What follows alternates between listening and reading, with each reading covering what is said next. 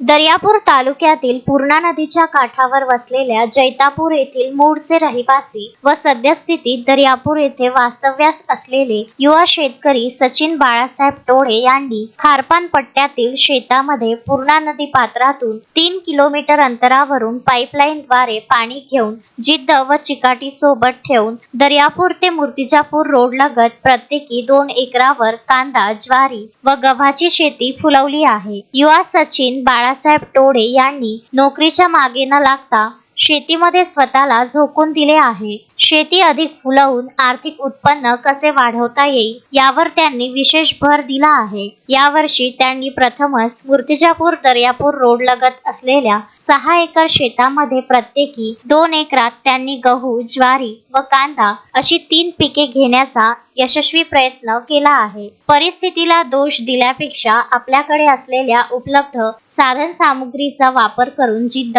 व चिकाटी ठेवल्यास विविध ओलिताचे उत्पन्न घेणे शक्य होते. तसेच पूर्णा नदीकाठी जमीन असलेल्यांना सुद्धा पाणी शेतात घेऊन ओलिताची शेती करता येते, हे सचिन पाटील टोळे यांनी दाखवून दिले. गजानन देशमुख, विदर्भ न्यूज, दर्यापूर.